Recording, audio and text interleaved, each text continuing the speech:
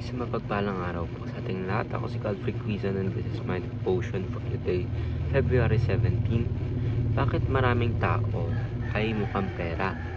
So maganda po yung topic natin ngayon kasi nag-reflect po ito ngayon sa problem natin as Christians or yung problem ng buong mundo ngayon na maraming tao ang sabik or greedy sa pera or kayamanan or sa mga material na bagay. So, ang concept po natin yan ay communicable attributes and ang scripture po natin for today is 1 Peter chapter 1 verse 15 to 16. Basahin ko po. But just as he who called you is holy, so be holy in all you do. For it is written, be holy because I'm holy.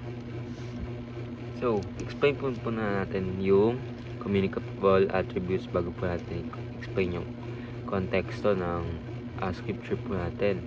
So, yung concept daw po ng communicable attributes is aspect of God's character that He shares or communicates with us. So, ibig sabihin yung communicable attributes is yung mga aspeto ng character ni God na meron din tayo or sinishare niya sa atin. For example na lang po, example ni Pastor Russell po, yung holiness, diba? Of course, may holiness din tayo sa atin na, of course, character din po ni God na shinare sa atin. Or love. Then, love din is one of the characters ni God na meron din tayo. So, wisdom, goodness, tapos righteousness, faithfulness din, and patience, and freedom. So, lahat po yun is character ng ating Panginoon na binigay niya rin sa atin or nararamdaman natin or meron din tayo. So, paano po natin ito i-relate sa kung bakit maraming tao po ngayon ang may gusto sa pera. So, dito nga po sa scripture natin ng 1 Peter chapter 1 verse 15 to 16. But just as He who called you is holy, so be holy in all you do. Ibig sabihin po dito ay kung ano yung sinasamba mo, magiging ganun at magiging ganun ka.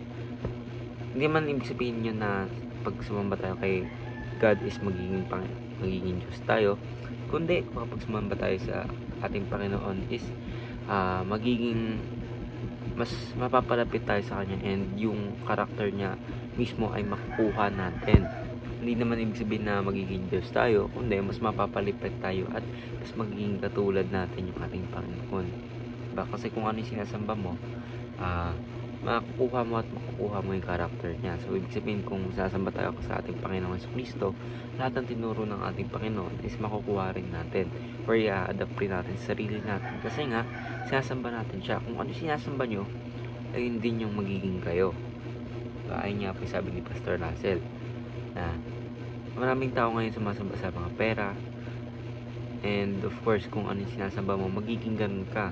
Kaya nga maraming tao sumasamba sa Diyos-Diyosan is hindi nagiging mabuti yung ugali or yung character na kinakalabasan, kasi sila ay or sila ay sumasamba sa mga Diyos-Diyosan or mga fallen angels nga kung tawagin, kasi wala namang ibang Diyos kundi ang ating Panginoon lang. Teaching is God commands us to worship Him so that we may become like Him, diba? Of course, kailangan po natin sambahin natin Panginoon in order for us to know about Him, to seek or to deepen our relationship.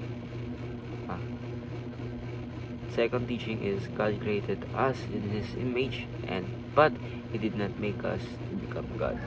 Ibig sabihin po niyan ay kahit naman po na magsasamba tayo sa ating Panginoon, hindi ibig sabihin na magiging God tayo, kundi magiging nagagaya po natin yung karakter ng ating Panginoon. Kasi binimpress niya rin po tayo, diba? So God shares His attributes with us, giving us greater responsibility than all other creatures. Diba? Tayo po kasi we as humans, we have the ability to think, reason, and analyze the situations. Diba? Hindi yung animals. Kaya binigay sa ating attribute ng ating Panginoon in order for us na gamitin ito for greater good, not just for ourselves and to serve money or na material things. Application is pursue God, not money or anything else. Strive to be Christ-like in all we say and do, and live in readiness for the day of judgment. So, ayun lang po. Ako si Godfrey Quizan and this is my devotion for today, February 17. Sana po ay marami kang natutunan. Ayun lang po and God bless.